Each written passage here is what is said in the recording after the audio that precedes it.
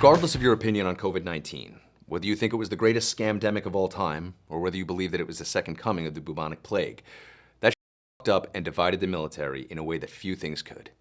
In fact, even having given no opinion on the subject to this point, I'm sure half of you are ready to tar and feather me just for not picking a side. It's sad that our community is so hyper-divided and partitioned that something as straightforward and scientific as a virus could become a political circle jerk. Since it began, you had performative morons on the left wrapping their faces in 6 masks and a pallet of saran wrap to go to a outdoor farmer's market and virtue signal their way to the cruelty-free strawberries and free-range soy milk. Not to be outdone, the right had tinfoil hat-wearing chest pounders screaming to the high heavens that it was all a Bill Gates-fueled hoax right up into the day that their wives had to make GoFundMe pages because they were suffocating to death on a ventilator in an overcrowded hospital. And while our leaders were squabbling with each other over petty bullshit, the rest of us were forced to fend for ourselves, pick a side, and try to survive a goddamn global lockdown without destroying our lives and our livelihoods in the process. There were 2 diseases in this crisis, COVID-19 and partisanship.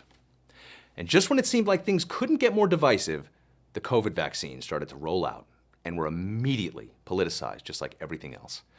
Now, I'm old enough to remember when most anti-vaxxers were all card-carrying rich liberals. Back when diseases from the third world would pop up in middle schools in Beverly Hills or Manhattan, and because the Jenny McCarthy class hated their autistic children so much, they needed to blame vaccines instead of their own genetics. Boy, how times have changed. In today's world, anything pandemic-related is a supercharged beehive of a topic, including the vaccine. But I get it. These are chaotic, divisive times. Distrust is high, and the vaccine was made so fast, even Louis Pasteur had to sit up from his grave and scream, "Que c'est la f***?" My point is, we're dealing with unprecedented stuff here. And while vaccine requirements, even in the private sector, aren't new at all, the speed and uncertainty of the vaccine sparked some spirited debates. The silver lining was that it forced us to think about our rights and talk about where the government can and cannot make medical decisions for us. Important conversations for a free society to have, sure. But you know where the government most certainly can make medical decisions for us? The fucking military. But somehow, adding the COVID vaccine to the long list of you already get inoculated with was, you guessed it, politicized. And like everything else, it became a divisive topic, with sizable portions of each branch of service refusing to get the shot.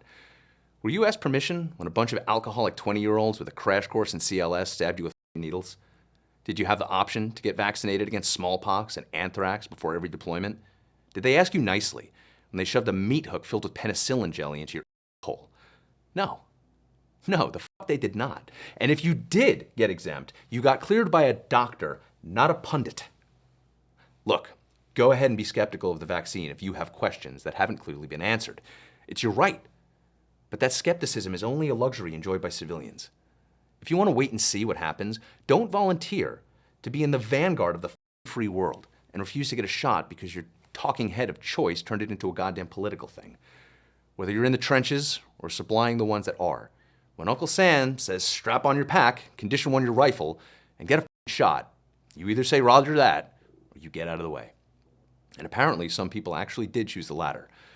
Service members across all branches who refused the COVID shot were given discharges. Some honorable, but the overwhelming majority were given general discharges. Cue more partisan bullshit. A new bill introduced by a small group of Republican lawmakers would grant every service member who is discharged for refusing the COVID vaccine an honorable discharge. Frankly, I'm at a loss. I can appreciate the concern about a vaccine that was spun from development to rollout to mandatory at neck-break speed. And I appreciate that some people would rather resign than be forcefully administered medication that they don't fully understand or trust. I also appreciate that there are probably a lot of troops who served honorably and with distinction that may fall into this group. Is it fair that these heroic warriors with impeccable service records be given anything less than an honorable discharge? On the other hand, what about the shitbags who don't want to be there anyway and just want to use the COVID vaccine as a ticket to an early separation? Do they deserve an honorable discharge? This is a tough one. I certainly don't have the answer, but I can certainly see how we got here. I remember the day that my daughter first came home from school with her school laptop and a flyer explaining that her school would be closed for 2 weeks. I also remember the 2 years that followed, during which she barely left the house. I remember when masks were recommended for phase 1 of Flatten the Curve. I also remember not being able to shop, fly, ride public transit, or walk through the lobby of my own apartment building without wearing one. Mom and pop stores were shut down while giant corporations were allowed to keep their doors open. Gyms and parks were closed in spite of reports that health and fitness and sunshine were some of the best things you could use to protect yourself against COVID. Reports were issued, then redacted, then reissued, then reversed, then I don't even know what. And that's the problem. That's why the vaccine was so mistrusted and misunderstood, because the people giving us the information, the experts, kept moving the goalposts. It wasn't even a matter of misinformation, it was a matter of conflicting information from the same sources. Masks only work to prevent contracting the virus, but you have to wear them too to prevent spreading it. Public beaches and parks must be closed, but it's okay for politicians to vacation on the beach. It's unsafe to go to the butcher's for meat, or the hardware store for supplies, or the local pharmacy for medicine. But it's safe to do all that shit at Walmart. Look, anyone who served is really good at embracing the suck and playing the game and weathering the storm. But let's be real, most of us thought we were done with that shit after separation, am I right?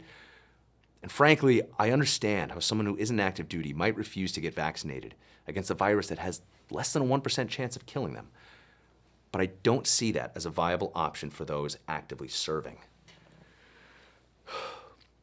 Issuing automatic honorable discharges for anything other than separating from the military at the end of your contract or following an injury or an unavoidable administrative issue is a dangerously slippery slope. Are we going to issue automatic honorables for conscientious objectors?